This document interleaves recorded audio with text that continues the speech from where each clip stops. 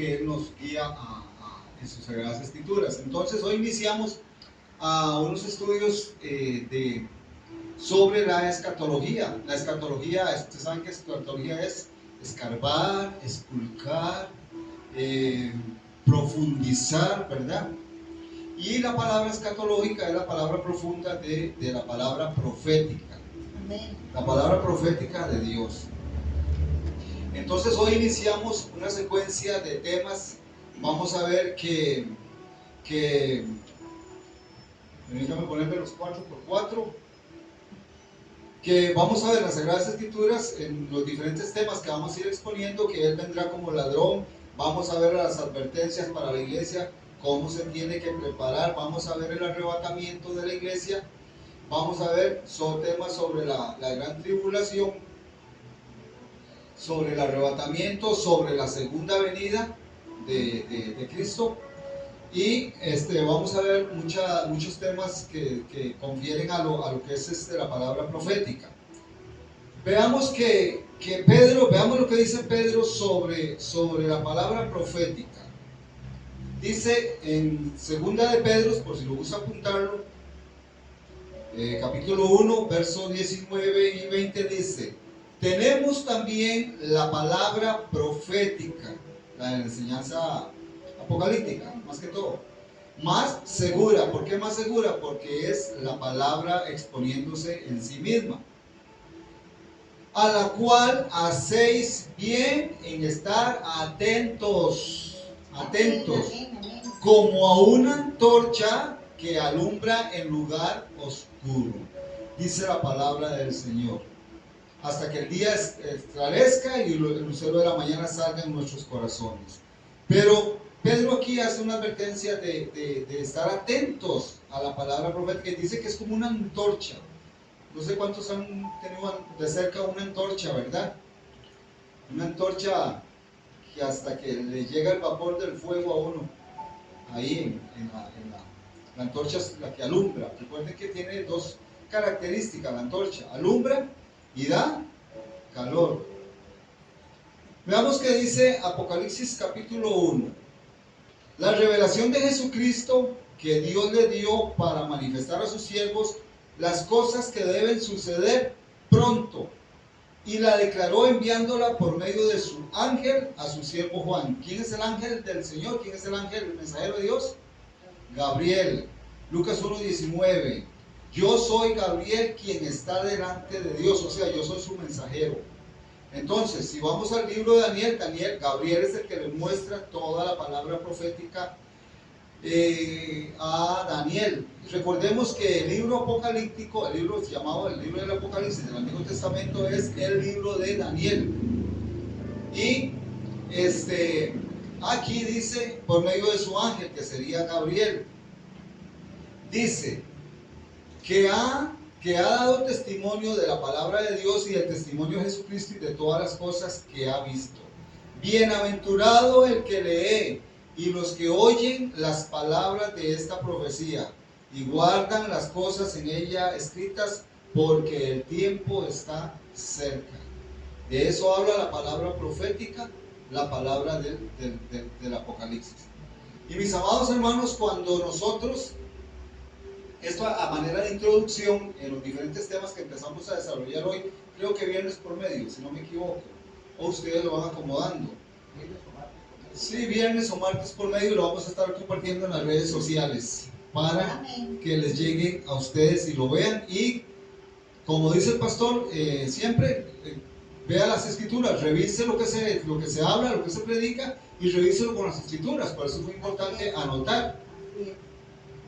Vamos a ver que a la hora de exponer la palabra profética, la palabra escatológica, hay que tener mucho cuidado. ¿Por qué?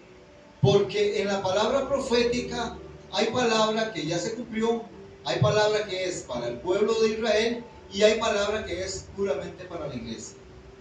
Les pongo un ejemplo. Mateo 24. En Mateo 24 hay profecía que habló Cristo que ya se cumplió, hay profecía que es solo para el pueblo de Israel y hay profecía que es para la iglesia en el mismo capítulo en el mismo evangelio del capítulo 24. Si gusta, vamos un tirito para manera de introducción de este estudio. Hoy iniciamos con los diferentes temas. Vayamos un tirito a Mateo 24. Amén. Veamos esto. Del verso 1 en adelante dice: cuando Jesús salió del templo y se le acercaron sus discípulos para mostrarle los edificios del templo. En Marcos dice que se le acercaron los discípulos y empezaron: oh maestro, mira qué hermoso, qué edificios, qué piedras, qué lindo. Yo creo que es Felipe o Andrés, y empezó a mostrarle a los edificios. Y entonces dice, para mostrarle los edificios del templo. Respondiendo él, o sea, nuestro Señor Jesucristo les dijo: ven todas estas cosas, los edificios, ¿verdad? Dice, y que dice, estamos en el verso 2, dice: ven todas estas cosas, ven todo esto, de cierto les digo que no quedará aquí, lo que estaban viendo, los edificios, el templo en ese momento, no quedará aquí piedra sobre piedra que no sea derribada. Y para entender esto, tenemos que ir al Evangelio de Lucas, porque ahí lo expone mejor Lucas. Véngase para el Evangelio de Lucas, el capítulo 21. Entonces, quedémonos ahí en el capítulo un momentito. Entonces, más adelante dice: estando él sentado en el monte de los olivos, los discípulos se le acercaron aparte, diciendo lo que les había dicho con lo del templo. Y otra pregunta que le hicieron: dinos, ¿cuándo serán estas cosas? Esa es una pregunta, porque le hacen dos preguntas. Dinos, ¿cuándo serán estas cosas? Y la segunda pregunta es: ¿y qué señal habrá de tu venida y del fin del siglo? Entonces, la primera pregunta: dinos, ¿cuándo serán estas cosas? Lo que Jesús les dijo en cuando salieron del templo y les mostró las piedras y de los edificios y dijo que todo se iba a derribar. ¿Cuándo serán estas cosas? Entonces, para entenderlo mejor, vayamos ahora sí a Lucas 21.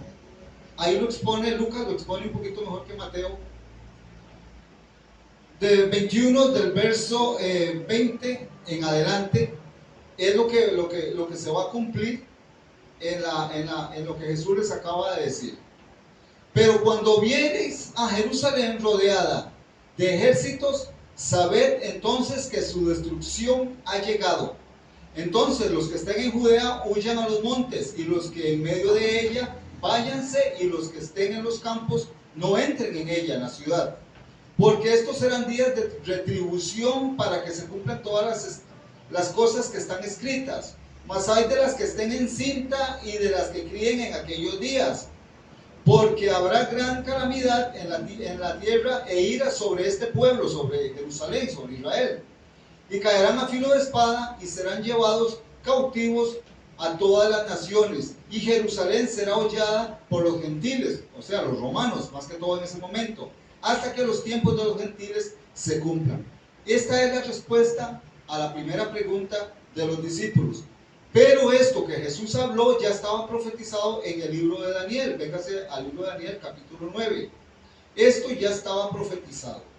Estamos viendo profecía que ya se cumplió del capítulo 24. Dijimos que es profecía que ya se cumplió, profecía que es para el pueblo de Israel y profecía que es para la iglesia. Daniel 9:26. Esto que Jesús declaró en el verso 1 y 2 estaba ya profetizado por Daniel en el capítulo 9, verso 26. Dice: y después de las 62 semanas se quitará la vida al Mesías, mas no por sí. Y el pueblo de un príncipe, para que se cumpla lo que Jesús dijo en Mateo 24, 1 y 2. Y el pueblo de un príncipe que ha de venir destruirá la ciudad y el santuario, o sea, el templo, y su fin será como inundación. Póngale cuidado a esta palabra, como inundación. y hasta el fin de la guerra durarán las devastaciones. Aquí Jesús lo que está profetizando es la destrucción de Jerusalén. Dice, el hijo del príncipe ha de venir y destruirá la ciudad y el santuario, o sea, el templo. Y entonces, cuando sea destruido el templo, se va a cumplir lo que Jesús dijo, y no quedará en este lugar piedra sobre piedra. ¿Cuándo sucedió esta palabra que estaba profetizada en Daniel 9:26? En el año 70 después de Cristo se cumplió esta palabra. Cuando el emperador de Roma era Tito, era Vespasiano. Su hijo mayor era Tito. Luego fue emperador también de Roma después de su padre. Pero en ese momento que Vespasiano era el emperador de Roma, que había sucedido a Nerón, esto fue en el año 70. En el año 66, yéndonos un poquito para atrás, los judíos, el pueblo de Israel, se habían armado con todo lo que pudieron y habían sacado a los romanos de Israel. Los habían sacado. Por ahí hay una película que se llama Masada y la fortaleza de Masada, y ¿verdad? Y entonces, que habla de esto que sucedió en el año 66 y en el año 70. Entonces Vespasiano llama a Tito, su hijo, el general de los ejércitos, y le dice, vas a ir a Israel y la vas a destruir como un río. Eso le dijo Tito. Y vean qué increíble, vean lo que dijo, lo que dice la profecía. Dice, el pueblo de un príncipe, o sea, el ejército sería aquí en este caso, ha de venir a destruir la ciudad y el santuario, y su fin será con inundación. Vea que aquí ya estaba profetizado, como inundación. Le dice Vespasiano a Tito, vas a ir y la vas a barrer como si fuera un río, la vas a destruir. Ok, nos sacaron, pero vamos a destruir la ciudad. Entonces, se cumple lo que dice Lucas 21, vimos del verso 20 en adelante, que dice, cuando veáis a Jerusalén rodeada de los ejércitos, sepan que su destrucción está cerca. Eso sucedió en el año 70 después de Cristo, cuando Tito vino y destruyó el templo. Ahí se cumplió lo que Jesús profetizó en Mateo 24, 1 y 2. Dice que de los edificios y todo, y dijo Jesús, no quedará aquí piedra sobre piedra que no sea destruida, que no sea derribada, dijo Jesús. Entonces, ahí les respondió la primera pregunta, pero ellos le hicieron la segunda pregunta. ¿Y cuándo será el fin cuándo será tu venida y el fin del siglo? Volvamos a Mateo 24, 1.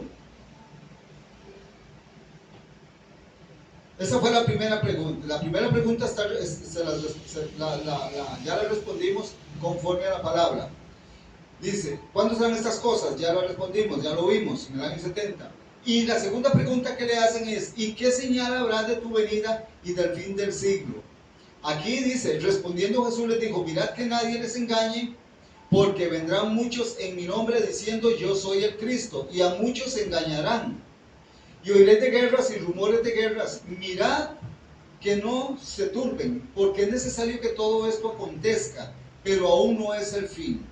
Porque se levantará nación contra nación y reino contra reino, y habrá pestes, hambres y terremotos en diferentes lugares. Veremos en los estudios, hermanos, de más adelante, que en el verso 7 ya será la apertura del segundo sello de Apocalipsis, que será la tercera guerra mundial. Cuando dice que se levantará nación contra nación y reino contra reino, o sea, unos con todos contra todos. Veremos cuando lleguemos a esa parte, que la apertura del segundo sello dice, y se quitó la paz de la tierra y se les dio una espada a los hombres para que se matasen unos a otros, ¿verdad? Y entonces, en base a esta tercera guerra mundial, vienen pestes, vienen hambres y viene destrucción y muerte. Aquí lo dice en el verso 7. Se levantará reino contra reino y habrá pestes porque la podredumbre de cuerpos por la tercera guerra mundial levantará pestes y obviamente producirá hambres. Dice, y terremotos en diferentes lugares, pero a la misma vez. O sea, en diferentes lugares, en Nicaragua, Panamá, Costa Rica y todo, diferentes lugares, diferentes naciones, pero serán a la misma vez, como lo veremos más adelante en terremotos mundiales. Dice, y todo esto será principio de dolores. A mí la gente me decía, hermanos, que nosotros estamos en principio de dolores y no puede ser eso. La iglesia no va a ver ni siquiera el principio de dolores. Cuando empezó lo de la pandemia y que esto, que el rumor de guerra en Rusia con... No, Rusia le levantó la guerra a Ucrania porque le pertenecía a ellos y quieren el material que... ¿Cuál es el material que están peleando por recuperarlo los rusos? Que produce Ucrania en multitud. Hay un material por el cual Putin quería recuperar Ucrania para apoderarse de ese material que no sé si es un tipo de hierro o algo así, si alguien lo puede investigar por ahí. Entonces, que lo produce, no sé si es el gas también, creo que es el gas también, que lo produce Ucrania y Rusia lo quiere y por eso quería apoderarse, pero estos son rumores de guerra, ¿verdad? Y dice el verso 8, continuamos, y todo esto será principio de dolores, entonces os entregarán a tribulación y os matarán y seréis aborrecidos de todas las gentes por causa de mi nombre. Muchos tropezarán entonces y se entregarán unos a otros y unos a otros se aborrecerán. Y muchos falsos profetas se levantarán y engañarán a muchos. Recordemos que va a haber un falso profeta que engañará a los hombres en la tierra en el tiempo de la gran tribulación. Y por haberse multiplicado la maldad, el amor de muchos se enfriará. Mas el que persevere hasta el fin, este será salvo. Y será predicado este evangelio del reino en todo el mundo para testimonio de todas las naciones. Y entonces, si dice Jesús, vendrá el fin. Les pregunto, ¿qué falta para que se predique el evangelio en todo el mundo? A través de las aplicaciones, a través de hasta las etnias de las tribus más lejanas tienen el celular. Yo lo he visto. Se ven los chiquillos con celular y la gente con celular en los lugares lejanos, donde hay todavía las Amazonas y todo eso, ¿verdad? Y será predicado el evangelio. Por tanto, cuando vean en el lugar santo la abominación desoladora de la que habló el profeta Daniel, el que le entienda, brinque al verso 21. Porque habrá entonces gran tribulación, cual no la ha habido desde el principio del mundo hasta ahora ni la habrá. Vean que estamos hablando de que ya en este tiempo habrá gran tribulación, que ya pasó la tercera guerra mundial, que la primera, vamos a ver que la apertura del primer sello será la aparición del anticristo sobre la tierra. Y dice, y si aquellos días no fueren acortados, nadie sería salvo. Mas por causa de los escogidos, aquellos días serán acortados. Aquí los escogidos no es la iglesia, ya la iglesia está en el cielo para este momento cuando ya fue arrebatada, antes de que se abriera el primer sello, que es la aparición del rey, del presidente del nuevo orden mundial, conocido por Juan como el anticristo y conocido por Dios en Apocalipsis 13 como las bestias. Aquí brincamos. Recordemos que Jesús les está respondiendo a la segunda pregunta. Entonces dice, entonces si alguno dijere, mirad, aquí está el Cristo, mirad, allí está, no lo crean, porque se levantarán falsos cristos y falsos profetas y harán grandes señales y prodigios, de tal manera que engañarán, si fuere posible, a los escogidos. Veremos que estos escogidos serán los 144,000 sellados de las 12 tribus de Israel. Eso lo veremos más adelante con las citas bíblicas, donde serán ellos los que son sellados y escogidos. Eso está en el capítulo 7 y en el capítulo 14 de Apocalipsis. Ya se los he dicho antes, así que si les dijere, mirad, está en el desierto, no salgan, o mirad, está en los aposentos, no lo creáis, porque como el relámpago que sale del oriente y se muestra hasta el occidente, será también la venida del Hijo del Hombre. Porque donde quiera que estuviera el cuerpo muerto, allí se juntarán las águilas. Aquí está hablando de arrebatamiento.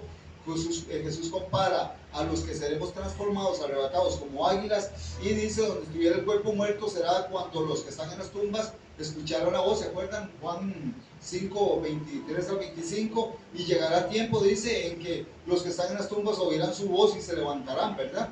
Que será el arrebatamiento, de que ya vamos a ver las citas bíblicas. E inmediatamente después de la tribulación de aquellos días, el sol se oscurecerá y la luna no dará su resplandor, y las estrellas caerán del cielo, y las potencias de los cielos serán conmovidas. Entonces aparecerá la señal del Hijo del Hombre en el cielo, Y entonces lamentarán todas las tribus de la tierra y verán al Hijo del Hombre viniendo sobre las nubes del cielo con gran poder y gran gloria. Aquí Cristo les contesta, les responde a la segunda pregunta. Dinos, ¿qué señal habrá de tu venida y cuándo será el fin? Entonces Jesús les dice todo esto con respuesta a todo lo que acabamos de leer es para el pueblo de Israel. Todo es para el pueblo de Israel. Profecía que ya se cumplió en el año 70, profecía que estamos viendo que Jesús se la está hablando que será para el pueblo de Israel, que será la que pase la gran tribulación y lo vamos a ver. Y la parte del verso 36 en adelante es para la iglesia. Aquí sí es para la iglesia, mis amados hermanos. Dice el verso 35, el cielo y la tierra pasarán, pero mis palabras no pasarán.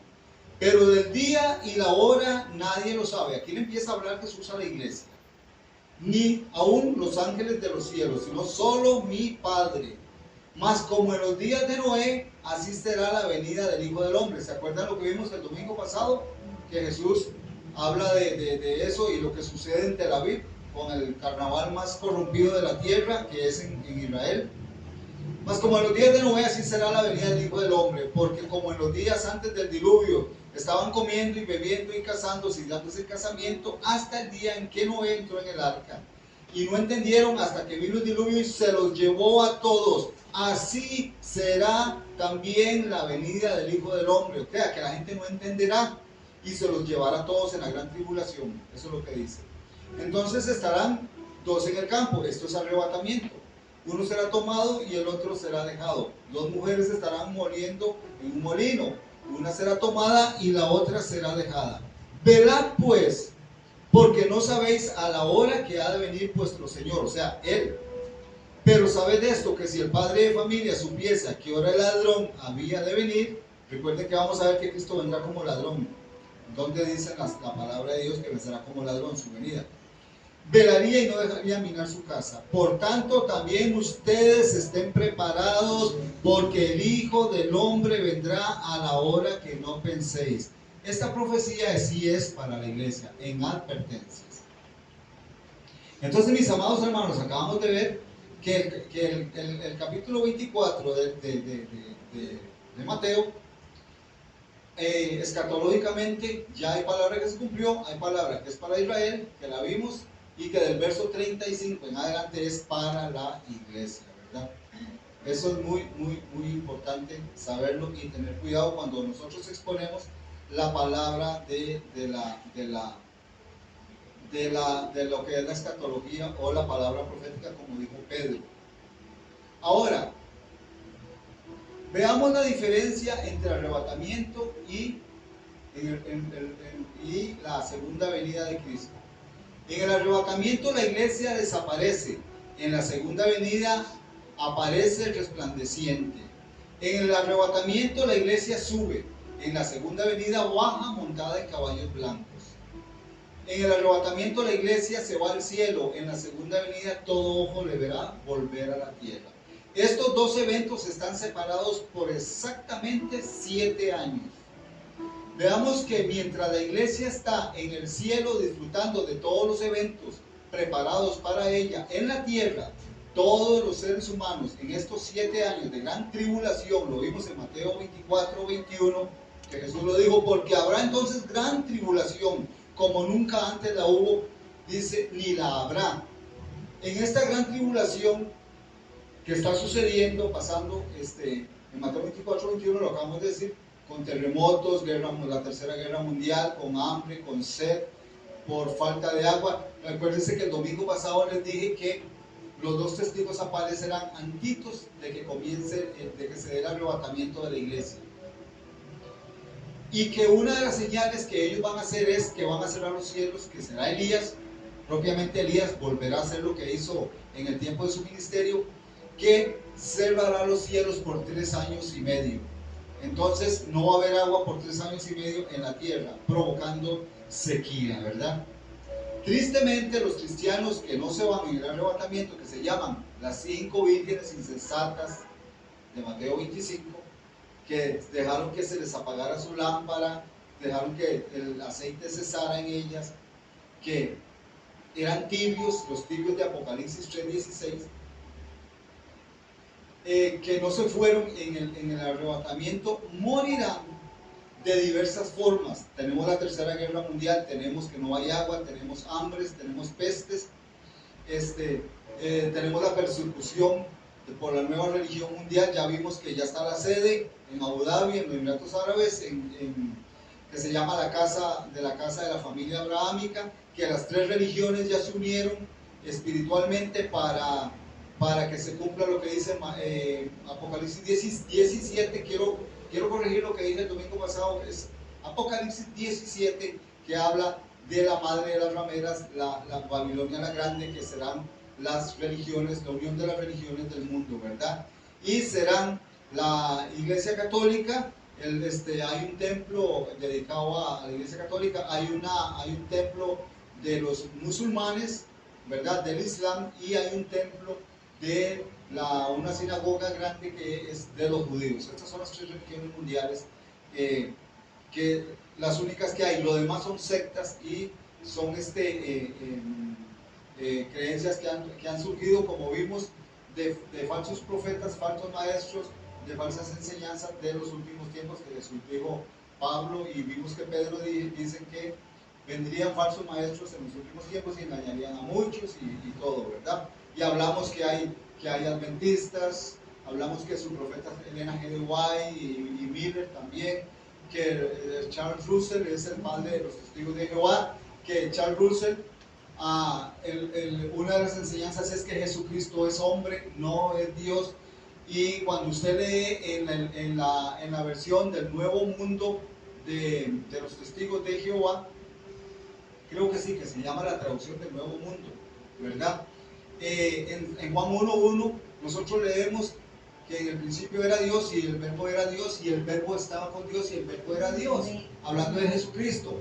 En la traducción del Nuevo Mundo dice, en el principio era el verbo y era Dios, dice, y era un Dios. Pero resulta que cuando habla de que Cristo era un Dios, lo pone con D minúscula, humanizando a Cristo y quitándole la deidad de él, ¿verdad? Entonces, enseñanzas de los testigos de Jehová, los mesiánicos, que se vuelcan a seguir las enseñanzas de las fiestas, de la Torá, de la circuncisión, de las trompetas, del Shabbat, y los mesiánicos que se vuelcan a eso. Y para los mesiánicos, el que no guarda el sábado está condenado totalmente. Para los adventistas también, y vimos por qué es que los adventistas guardan el sábado en el domingo pasado, el estudio del domingo pasado.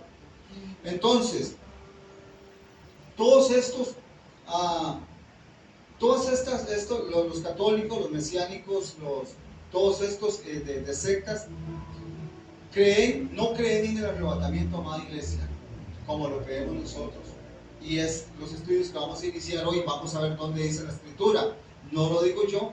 Vamos a ver que hay tres posiciones sobre la iglesia que algunos profesan, pero en el Evangelio.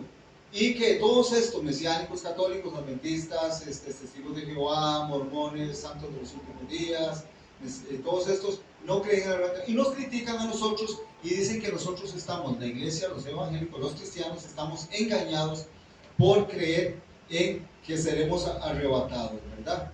De ahí la necesidad de ver qué dice la Biblia sobre el arrebatamiento. Acabamos de ver que por 7 años exactos separa el arrebatamiento de la segunda venida, ¿verdad?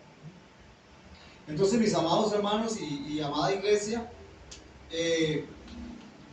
quiero que veamos algunos aspectos hermosos, preciosos, de por qué Cristo le promete a la iglesia que la va a guardar, que la va a arrebatar, que se la va a llevar antes de que venga la gran tribulación. Que la gran tribulación, lo vamos a ver en el otro aspecto, es que será para el pueblo de Israel, que será el pueblo de Israel que tiene que pasar la gran tribulación como un trato de Dios con ellos. ¿Por qué Cristo le promete a la iglesia que la va a guardar? Escuche esto, qué increíble. Porque Cristo y la iglesia son lo mismo. Y mucha gente dirá, wow, es una blasfemia. Es una blasfemia. No, el mismo Cristo dice, lo dice. Veámoslo en el capítulo 9 de Hechos. ¿Qué dice Cristo en el capítulo? Veamos que Cristo y la iglesia es lo mismo. ¿Qué dice Hechos 9? Estamos viendo aspectos, por los tres aspectos, por qué Cristo le promete a su iglesia que la va a guardar de la gran tribulación. Hechos 9. Para que vean ustedes qué hermosa es la palabra y qué clara, que la palabra es como el agua. Vamos a la parte donde dice que Saulo persigue a la iglesia. Dice: y pidió cartas Pablo a las sinagogas de Damasco, a fin de que si hallase algunos hombres o mujeres de este camino, o sea, del cristianismo, del evangelio, ¿verdad? Los cristianos, les trajese presos a Jerusalén. Mas yendo por el camino, aconteció que al llegar cerca de Damasco, repentinamente le rodeó un resplandor de luz del cielo. Cayendo a tierra, oyó una voz que le decía: Saulo, Saulo, ¿por qué me persigues? Ahora, ¿a quién iba a perseguir Saulo? ¿Para qué llevaba cartas a Damasco, a Siria, en este caso? Para traer a los del camino nuevo, o sea, a los cristianos, a los discípulos, a todos, y traerlos arrastrados para matarlos, porque ya había matado a Esteban y ya había perseguido y ya habían encerrado a muchos en la cárcel. Pero cuando él cae con la presencia del Señor, porque es la luz gloriosa del Señor, la que cuando se le presenta y le dice: Saulo, Saulo, ¿por qué me persigues? Le pregunto, ¿a quién estaba persiguiendo Saulo? A Jesús, ni lo conocía. Pero ¿qué dice Cristo? ¿Por qué me persigues? O sea, estás persiguiéndome a mí a través de mi iglesia, de mis hijos, ¿verdad? Eso es lo que está diciendo Cristo. Entonces, Cristo está diciendo: ellos y yo somos lo mismo, ¿por qué me persigues? Como dice uno, los hermanos menores, ¿verdad? Que le echan el papá al que le pegó, dice: lo que es conmigo, dices, con mi papá es conmigo. O sea, lo que es con mi hijo, es conmigo. Es lo mismo. Aquí lo que está diciendo eso es lo mismo, ¿verdad? Entonces, veamos que Cristo y la iglesia es lo mismo. Por eso Él se dio por ella. Dice que derramó su sangre por su novia, por su iglesia, para redimirnos a través de su sangre, ¿verdad? Ahora, véngase a Efesios, más adelante, Efesios 5. Estamos viendo el primer aspecto de por qué la iglesia no va a pasar por la gran tribulación. Luego veremos que hay tres posiciones. Vamos a ver que hay tres posiciones. Ok. Efesios 5. En esta Biblia se me pegan las hojas. Ya llegué a Gálatas. Gálatas, digo. Gálatas, hermanos. Encontraron Gálatas, dice. 5, versos 29 y 30. Vean lo que dice el apóstol. Vean lo que dice el apóstol. Verso 29 y 30. Dice: porque nadie aborreció jamás a su propia carne, sino que la sustenta y la cuida, como también Cristo a la iglesia. ¿Qué está comparando Pablo a su carne y a su sangre con Cristo, ¿verdad? Con la iglesia. Dice: porque nadie aborreció jamás a su propia carne, está hablando de la iglesia, sino que la sustenta y la cuida, como también Cristo a la iglesia. Porque somos miembros de su cuerpo, de su carne y de sus huesos. O sea, que la iglesia es lo mismo que Cristo. Y yo digo, wow, que nosotros somos. Es que si nos damos cuenta y lo volvemos a ver para adentro espiritualmente, vean, tenemos el sello del Espíritu Santo, Efesios 1:13 y 4:30, que fuimos sellados con el Espíritu Santo. que aceptamos a Jesucristo en nuestro corazón cuando Él llegó y tocó, como dice Apocalipsis 3:20, he aquí yo estoy a la puerta y llamo. Si ustedes abren, yo entraré ¿a dónde? A nuestras vidas y cenaré con ustedes y viviré con ustedes. Entonces, ¿quién mora dentro de nosotros? Cristo. Por eso es que Cristo y la iglesia es lo mismo, increíblemente, ¿verdad? Ahora, quieren un verso todavía más claro de que Cristo dice que Él y la iglesia es lo mismo. ¿Lo quieren? Vámonos a Juan, al apóstol Juan, en el Evangelio de Juan 14. Y ustedes me van a decir si la palabra es reveladora por ella misma, que ella se expone, ¿verdad? ¿Juan el Evangelio o la carta? Juan el Evangelio, capítulo 14.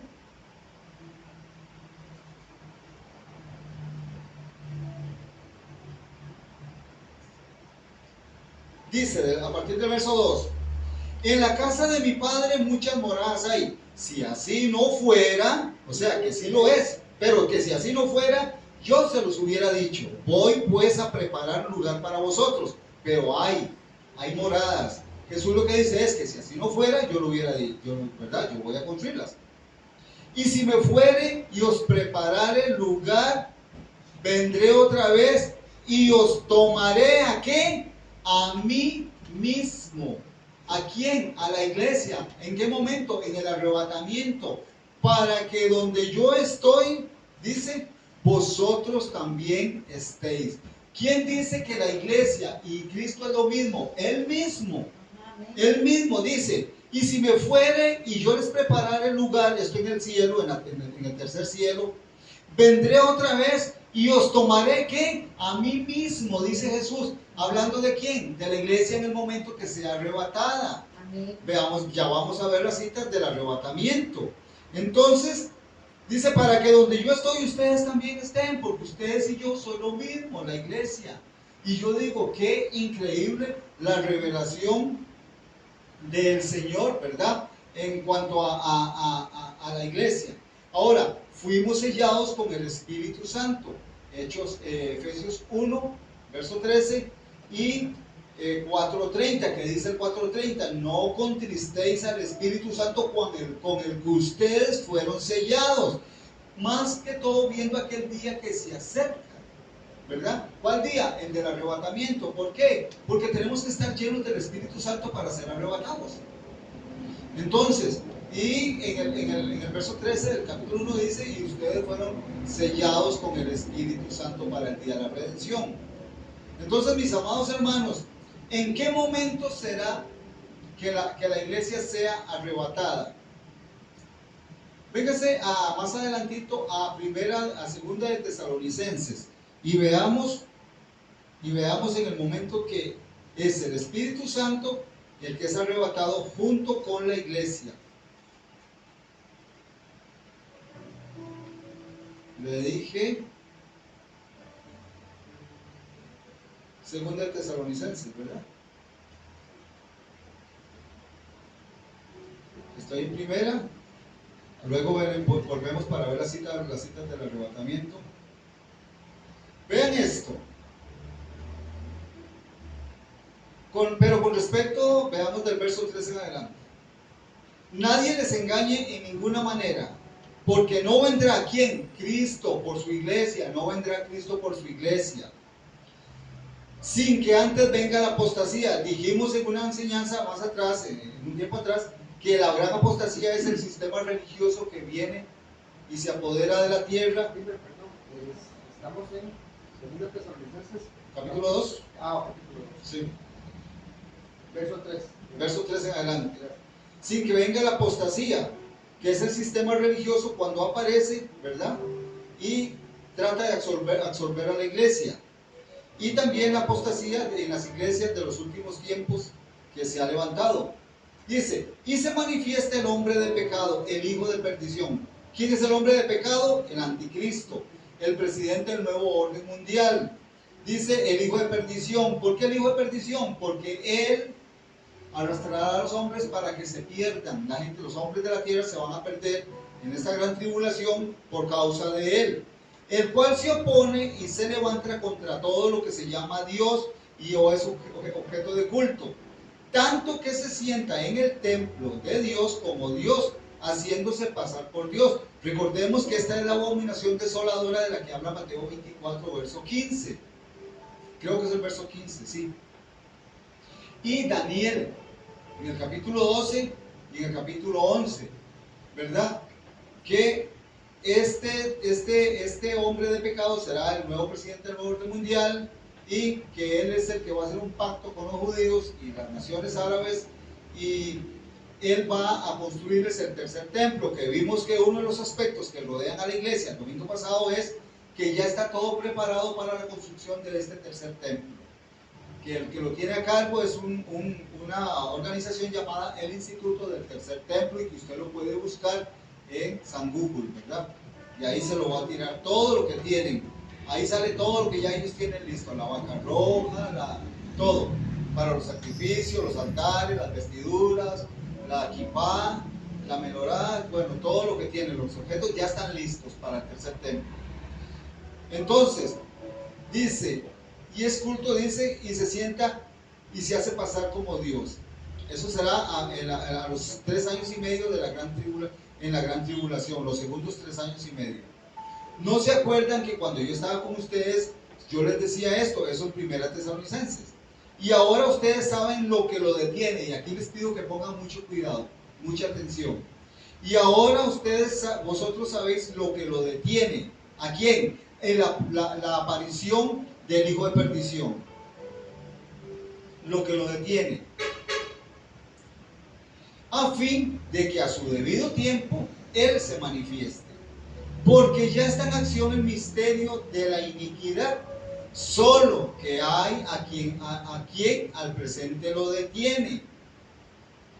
Dice, solo que hay quien, hablando de persona, ¿verdad? Quien al presente, dice, lo detiene, hasta que él a su vez sea quitado de en medio. Vea que está hablando de una persona. ¿Por qué? Porque ¿quién es persona? Y él es tildado, ¿verdad? Dice, hasta que él, tildado, hablando de persona, sea, a su vez, sea quitado de en medio. Y entonces, ya siendo quitado de en medio, que es el Espíritu Santo con la iglesia, recordemos, para que les quede claro, que el vicario de Cristo es el Espíritu Santo. Que Jesús dijo, muchas veces es necesario que yo me vaya para que venga el Consolador, el Espíritu Santo. Él les revelará todas las cosas, les enseñará todas las cosas que yo les he enseñado, les he predicado, y los va a guiar hacia toda la y les mostrará todas las cosas del fin, ¿verdad? Y en Hechos 2 viene el Espíritu Santo, y ahí en adelante Él toma la iglesia hasta nuestros días, hasta el momento de ser arrebatada, que se cumplirá que aquí Él a su vez se ha quitado, es el Espíritu Santo. Y entonces con la iglesia, aquí es quitado, o sea que el anticristo no va a aparecer antes de que la iglesia sea quitada. Aparece hasta que después el Espíritu Santo se ha levantado. Ojo, no como Dios, sino como ministerio. Recordemos que Él es Dios, el Espíritu Santo es Dios, y uno de sus atributos es la omnipresencia. Él va a estar en todo lugar siempre. Pero como el vicario de Cristo, ¿verdad? Si Él tomó la iglesia, el Espíritu Santo, en Hechos 2, y la ha traído por 2000 años hasta nuestros días, y estamos llenos del Espíritu Santo, hablamos lenguas, vemos las sanidades, vemos la mano del Espíritu Santo sobre nosotros, hasta el momento en que ya Él arrebate a la iglesia, y entonces será en ese momento que junto con la iglesia será arrebatada. Y vamos a ver, le repito las citas. Dice, entonces sí, cuando Él se ha quitado quien lo estaba deteniendo, dice, entonces se manifestará aquel inicuo, a quien el Señor matará con el espíritu de su boca. Eso será en Apocalipsis 19, ¿verdad? El anticristo, está hablando del anticristo. Con el espíritu de su boca, y destruirá con el resplandor de su venida, en la segunda venida. Inicuo, cuyo advenimiento, o sea, su nacimiento, su aparición, es por obra de Satanás. O sea, el anticristo se sabe que será un hijo de Satanás. Probablemente que tendrá también, tendrá descendencia judía, ¿verdad? Probablemente encarnándose el diablo en un sacerdote, en un brujo, y teniendo relaciones con una bruja de descendencia judía, ¿verdad? Porque dice Daniel que él será descendiente de judíos. Dice, cuyo advenimiento, o sea, aparición y nacimiento y todo, será por obra de Satanás. Recordemos que este anticristo va a tomar los reinos de la tierra que Jesús rechazó en Mateo 4 y en Lucas 4, ¿verdad? Cuando el diablo le dijo, todos estos reinos yo te daré si postrado me adoras. Jesús, obviamente como el Hijo de Dios, le dijo, no tentarás al Señor tu Dios, sino que a Él le servirás, apártate de mí, Satanás. Entonces, Jesús rechazó la oferta y el que la toma es el Hijo de Él. Cuando eso está en Apocalipsis 13, que dice, y el dragón le dio su corona y le dio su trono y le dio, ¿verdad? Lo vamos a ver más adelante en Apocalipsis 13. Entonces, mis amados hermanos, dice Satanás, con gran poder y señales y prodigios mentirosos, y con todo engaño de iniquidad para los que se pierden, por cuanto no recibieron el amor de la verdad para ser salvos, o sea, rechazaron a Cristo, la única fuente de salvación. Jesús dijo, yo soy el camino, la verdad y la vida, San Juan 14:6. Nadie va al cielo si no es por mí. Ninguna religión, ninguna secta, ninguna enseñanza de hombres en la tierra lo puede llevar al cielo. Ninguna virgen, ningún santo, nadie, solo Cristo. Dice, nadie, dijo Jesús, nadie, absolutamente nadie va al cielo si no es por mí. Yo soy el camino, la verdad y la vida, ¿verdad? Entonces, dice, con engaño y poder engañoso para que crean la mentira, a fin de que sean condenados todos los que no creyeron a la verdad del Evangelio, sino que se complacieron en la injusticia. ¿Qué versículo y qué cita bíblica apoya esto de que hay quien al presente lo detiene? Este quien es persona, hasta que él, tildado, sea a su vez sea quitado de en medio del Espíritu Santo con la iglesia. Para eso tenemos que ir a Apocalipsis 22, Apocalipsis 22, verso 17. Aquí vemos que el Espíritu y la iglesia están juntos, que el Espíritu protege a la iglesia. Dice, y el Espíritu y la esposa juntos dicen, ven. ¿A quién? Al Señor. ¿A qué? A arrebatar a la iglesia, a llevarse a la iglesia de la tierra al cielo para ser protegida en de la gran tribulación. Ahora, veamos citas de las que Cristo, veamos citas con las que Cristo, déjenme ver aquí, que Cristo le dice muy claramente. Ya vimos que uno de los aspectos es que Cristo, la iglesia, es lo mismo, que Él mismo lo dijo, no yo. La Biblia, la palabra de Dios, el Espíritu Santo a través de las Sagradas Escrituras. Veamos citas bíblicas donde Jesús le dice a la iglesia que la va a guardar. Vamos a Apocalipsis 3. Véngase a Apocalipsis 3. Porque la palabra, mis amados hermanos y amigos de las redes sociales, hermanos que están por allá, es muy clara, muy clara.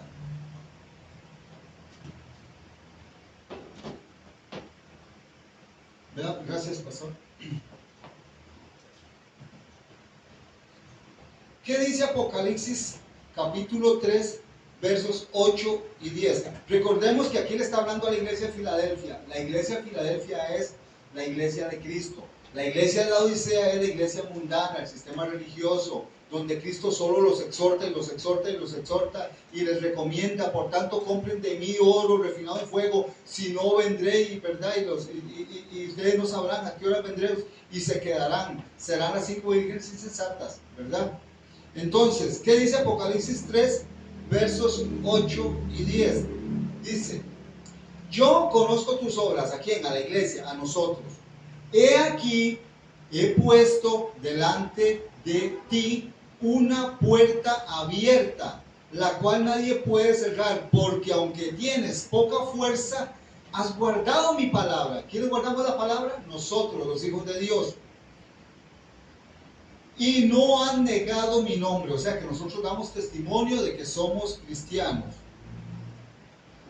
Y hermanos, y yo en este verso 9, yo me quedo asustado, porque este verso 9 es para los mesiánicos, aunque usted no lo crea. Yo me quedo asustado. Vea lo que dice. He aquí yo entrego de la sinagoga de Satanás a los que se dicen ser judíos. ¿Qué es lo que hacen los mesiánicos? Judaizarse.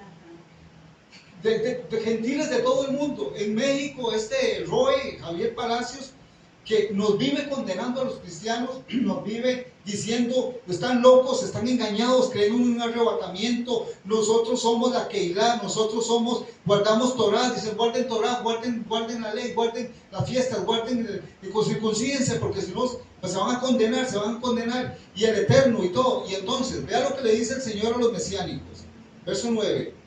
He aquí yo entrego de la sinagoga de Satanás a los que le dicen ser judíos, o sea, todos los que se judaizan, y no lo son, sino que mienten. He aquí yo haré que vengan y se postren a tus pies y reconozcan que yo te he amado. ¿A quién? A la iglesia de Él, a la redimida, a la que Él dice que la iglesia es lo mismo, que Él y la iglesia es lo mismo, que va a venir nos va a tomar. Ahora, vea lo que dice el verso 10, a la iglesia de Filadelfia, que somos nosotros. Por cuanto has guardado la palabra. ¿Quiénes guardan la palabra aquí? ¿Quiénes guardan la palabra? Nosotros. Por cuanto has guardado la palabra de mi paciencia, yo también te guardaré de la hora de la prueba que ha de venir sobre el mundo entero, para probar a los que moran sobre la tierra. ¿Cuál es la hora de la prueba? La gran tribulación, la semana 70 de Daniel. Que vamos a ver cuál es la semana 70 de Daniel, y que en la semana 70 de Daniel nos vamos a dar cuenta que la gran tribulación, el día de la ira y la semana 70 es para Israel. Yo veo muy claro aquí que el Señor nos dice que nos va a guardar. Vea que nos dice, por cuanto has guardado mi palabra, yo también te guardaré de la hora de la prueba. Ojo que dice, no en la hora de la prueba que ha de venir. Dice, te guardaré de la hora de la prueba. Es diferente, ¿verdad? Y así lo vamos a ver en diferentes citas bíblicas. Véngase conmigo a Romanos 5:9. Romanos 5:9. Estamos viendo citas bíblicas donde el Señor nos dice que nos va a guardar de la gran tribulación. Pues mucho más, estando ya justificados en su sangre, o sea, en la redención de nuestros pecados, por Él seremos salvos de la ira. Ojo, que si fuéramos guardados en la gran tribulación diría, por Él seremos salvos en la ira. Pero no dice en la ira, dice de la ira, o sea, que no vamos a estar para ese momento en la ira. Nuevamente, dice, pues mucho más estando ya justificados en su sangre, porque es por medio de su sangre, por Él seremos salvos de la ira, no en la ira, ¿verdad? Ahora véngase a 1 Tesalonicenses. Véngase a 1 Tesalonicenses 1:10. Dice Pablo, y esperar de los cielos a su Hijo, el cual resucitó de los muertos, a Jesús, quien nos libra de la ira venidera. Quien nos libra. No dice nuevamente quien nos libra en la ira venidera, dice que nos libra de la ira, ¿verdad? Vean ustedes, hermanos, qué clara es la palabra de Dios. Ahora véngase al capítulo 5, aquí mismo. Dice el capítulo 5, verso 9.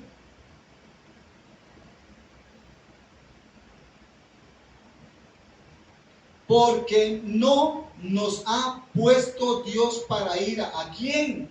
a la iglesia. ¿Qué está diciendo? Que no nos ha puesto Dios para ira, sino para alcanzar ¿qué? Salvación por medio de nuestro Señor Jesucristo. ¿Quién es el que va a venir hasta las nubes a arrebatar a la iglesia? Segundo, lo que vamos a leer ahorita, más en Primera de Tesalonicenses, 1 Corintios, Cristo. Nuevamente, porque no, le dice a la iglesia, a los cristianos, a sus hijos, nos ha puesto Dios para ira, sino para alcanzar salvación por medio de nuestro Señor Jesucristo. Aleluya, gloria a Dios, mis amados hermanos.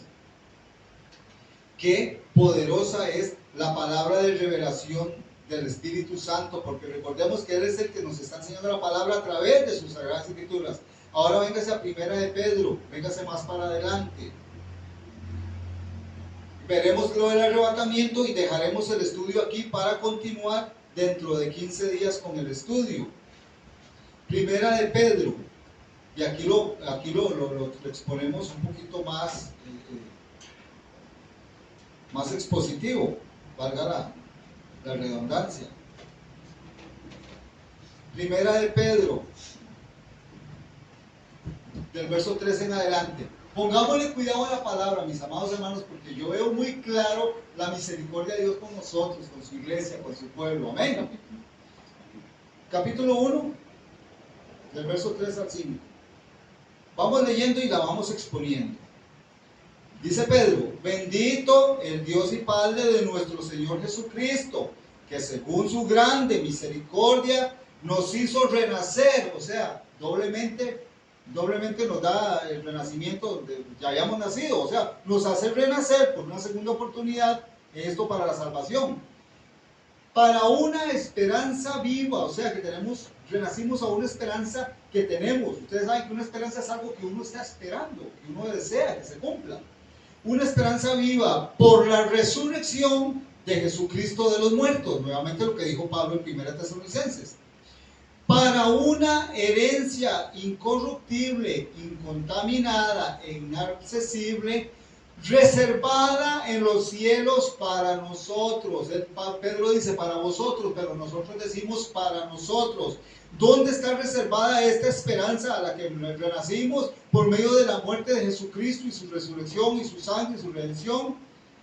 ¿A dónde está reservada? En los cielos para nosotros, que somos guardados por el poder de Dios mediante la fe. Escuchen, para alcanzar la salvación que está preparada para ser manifestada en el tiempo postrero.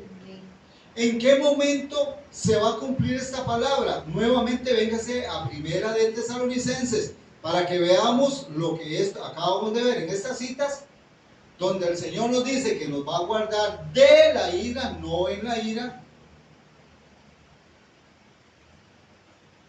y se va a cumplir esta palabra. Dice, leámoslo desde el verso 13 para que veamos qué linda es esta palabra. Solo vemos las citas del arrebatamiento y hoy dejamos el estudio aquí para continuar con las otras cosas que nos esperan en este estudio precioso. Mis amados hermanos, para mí es un estudio que se escucha poco, que se expone poco, que se expone conforme a lo que está escrito en la palabra de Dios. Veámoslo desde el verso 13. Tampoco quiero, hermanos, que ignoren acerca de los que duermen, para que no se entristezcan, como los otros que no tienen esperanza. Les explico esto. En los tesalonicenses habían muerto varios hijos, varios familiares y varios cristianos de las iglesias. Entonces la iglesia estaba triste, porque no sabían dónde estaban, para dónde iban. Entonces Pablo les dice: tampoco quiero que ustedes se entristezcan como los que no me conocen, no conocen al Señor, dice, y los que no tienen esperanza, porque si creemos que Jesús murió y resucitó, así también traerá Dios con Jesús a los que durmieron en él. ¿Y a dónde los traerá? Del tercer cielo. Recordemos que antes de Cristo los que morían iban, eso está en Lucas 16, iban al paraíso terrenal que estaba frente al infierno. donde el administrador de este paraíso terrenal era el padre Abraham. Usted lo puede leer en el capítulo 16 de Lucas. Pero cuando Cristo murió en esos 3 días, Él fue y dice que le predicó a las almas que nunca oyeron cuando murieron en el diluvio, nunca oyeron hablar de Dios, no conocían a Dios, de las naciones lejanas. Ya la tierra se había poblado para ese entonces. Entonces Cristo fue y les predicó. Probablemente les dio una oportunidad de salvación en la gran misericordia de Dios, no lo sabemos.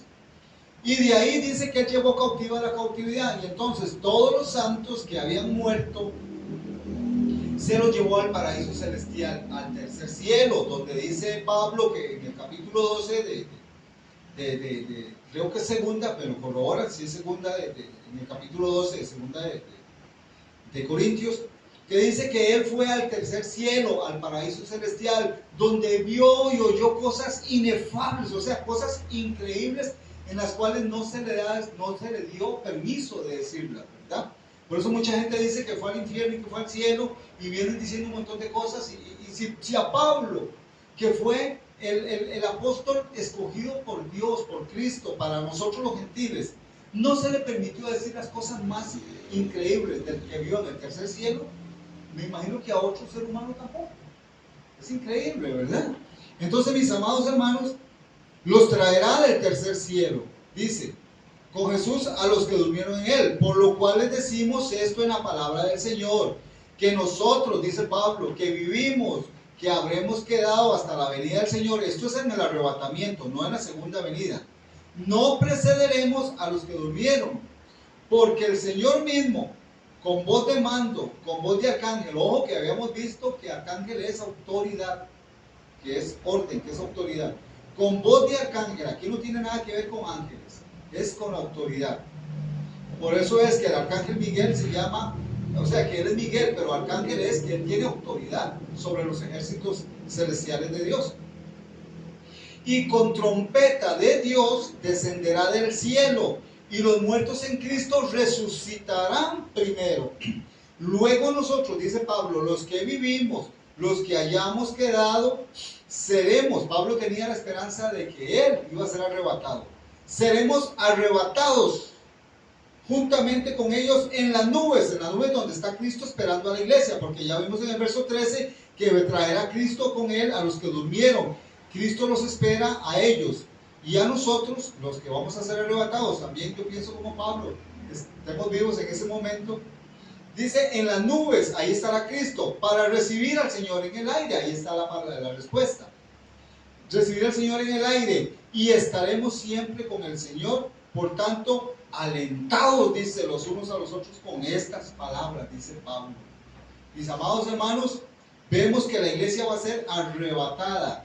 Vimos que en 2 Tesalonicenses dice que la iglesia, el Espíritu Santo será quitado junto con la iglesia, y aparecerá el presidente del nuevo orden mundial. Entonces será aquí cuando se cumpla, cuando sea él quien será quitado, ¿verdad? Ahora véngase más para atrás, a 1 Corintios, para reforzar esta palabra. 1 Corintios capítulo 15.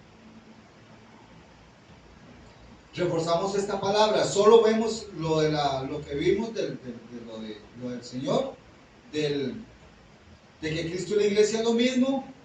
Vimos las dos diferencias del arrebatamiento y la segunda venida, ¿verdad? Y estamos viendo la cita de que seremos guardados y que seremos llevados al cielo. Dice 1 Corintios 15, 51 y 52. Dice, he aquí, les digo un misterio, dice Pablo, no todos dormiremos. O sea, Pablo ahí nuevamente tiene la fe de que él no iba a morir, ¿verdad? No todos dormiremos, él tenía la fe de ser arrebatado, pero todos seremos transformados en un momento, en un abrir y cerrar de ojos, o sea, un pestañazo, a la final trompeta, porque se tocará la trompeta. Probablemente la trompeta del Señor la suene 3 veces, probablemente, porque habla a la final trompeta. Y entonces los muertos serán resucitados incorruptibles, y nosotros seremos transformados. Es increíble, mi amada iglesia y amados amigos de las redes sociales, lo clara que es la palabra de Dios. Ahora, aquí se cumple lo que dice Isaías 26, verso 20. Véngase a Isaías 26, verso 20.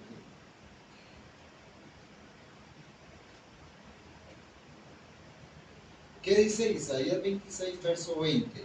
Aquí se cumplen todas estas promesas que estamos viendo de Apocalipsis 3, 8, 10, de 1 Tesalonicenses 1, 9, 5, 10, Primera de Pedro 1, de 3 versos, capítulo 1, 3 al 5.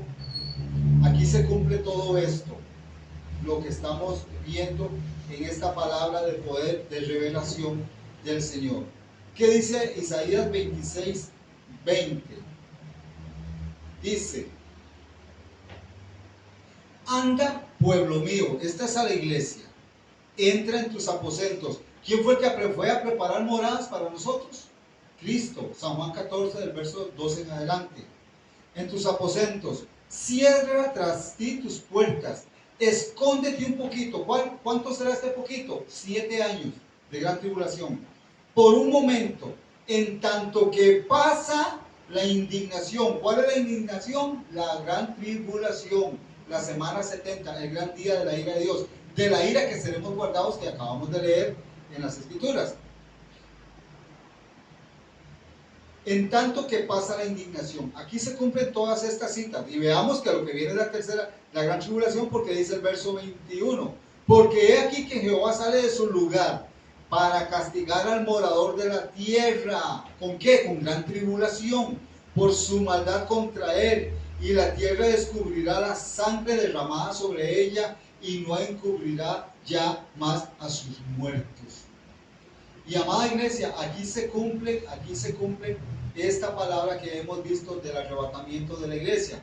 Ahora veamos en el verso 19 que los cristianos se levantarán cantando. Dice: tus muertos vivirán, o sea, los que están durmiendo en Cristo. Estos son en Cristo. Tus muertos vivirán, sus cadáveres resucitarán. Despertad y cantad, moradores del polvo. Este es el momento del arrebatamiento. Vea cómo estos tres pasajes de Isaías 26 van de la mano. Despertad, dice, moradores del polvo. Dice, porque será como un rocío de hortaliza, o sea, frescura sobre ellos que vendrá, dice la palabra de Dios. Entonces, mis amados hermanos, yo digo, qué poderosa es la palabra de Dios, qué reveladora, qué increíble, digo yo, cómo hemos visto que Él nos promete que seremos guardados, que seremos protegidos de esta gran tribulación que vendrá sobre la tierra. De ahí la preocupación de nosotros como padres, como hermanos, como hijos, ¿verdad? Porque yo les voy a decir algo. Mi mayor preocupación y mi mayor oración en esta tierra es la salvación de mis hijos y mi familia. Conociendo yo y lo que vamos a ver de la gran tribulación que vendrá, la tercera guerra mundial, lo vamos a ver porque es la tercera guerra mundial. La aparición del anticristo, la persecución, vamos a leer lo que dice Apocalipsis 13. Será terrible. Dice que todos, que este falso profeta, porque veremos más adelante que será más malo el falso profeta que el mismo anticristo, porque es el falso profeta el que va a hacer que los hombres adoren a la primera bestia, que será el anticristo. Y dice que le hará una imagen. ¿Quién? El falso profeta. Y hará que todos los moradores de la tierra la adoren. Hermanos, y el que no la adore, veremos que morirán decapitados. Y eso hasta lo vamos a ver más adelante en el capítulo 15 y en el capítulo 20 de Apocalipsis, que serán decapitados. Entonces, mis amados hermanos, yo no me imagino y yo no veo a un hijo mío quedándose en la gran tribulación, siendo parte de las 5 vírgenes insensatas de los tibios de Apocalipsis 3:16, que dice: por cuanto eres tibio y no eres ni frío ni caliente, yo te vomitaré de mi boca. Porque Cristo no acepta la tibieza. O somos o no somos, dice el mismo Señor. Mejor fueses frío, porque no conocerías la palabra. Pero, dice, pero yo te recomiendo que seas caliente. Por tanto, unge tus ojos con colirio para que veas los tiempos, la palabra, las escrituras, hermanos, cómo nos habla y nos enseña el Espíritu Santo a través de esta poderosa, preciosa, digna palabra de que nosotros la escudriñemos postrados. Y ese es mi deleite, mi amada iglesia, esa es mi delicia. Escudriñar las escrituras, amar la escritura, porque yo la amo. Yo no puedo acostarme un día si yo no escudriño las escrituras, si yo no adoro a Dios a través de los salmos, si yo no aprendo a ser sabio a través del libro de Proverbios y Eclesiastés, si yo no aprendo, como dijo Jesús en Mateo, sean mansos y humildes de corazón como soy yo, dice. Si yo no aprendo las enseñanzas de la palabra de Dios, ¿verdad? Así que hoy cerramos aquí este comienzo, este inicio de estudios escatológicos, y veremos en el próximo estudio que su venida será como ladrón, y vamos a ver las advertencias a no dormirnos y no descuidarnos de esta salvación tan grande que tenemos por delante. Así que, amada iglesia, yo le pido que cierre sus ojos y digámosle: Padre, gracias Señor, gracias Espíritu Santo, porque usted nos ha enseñado la palabra. Señor, porque solamente lo que hemos hecho es exponerla conforme usted la inspiró a través de hombres llenos de tu poder, como está escrito en Pedro, Señor, 1:21. Que fueron hombres llenos del Espíritu Santo, los escribieron la palabra, la profecía. Y estamos viendo, Señor, que el libro más hermoso, Señor, que hay sobre la tierra, inspirado en el cielo, es la Sagrada Palabra, las Sagradas Escrituras, Señor. Gracias, Señor, porque con esta palabra, con estas escrituras aprendemos cómo tenemos que vivir, cómo tenemos que caminar, a quién debemos recurrir. Sabemos que a través de las escrituras, Padre, estamos guardados, como dice Salmo 91, que habitamos al abrigo del Altísimo, que moramos bajo la sombra del Omnipotente, que somos guardados de todo peligro, de todo problema. Gracias, Señor. Escuchemos ese hermoso canto, amada iglesia. Es el Espíritu Santo. Sí, Espíritu de Dios. Toma mi corazón y sáciame.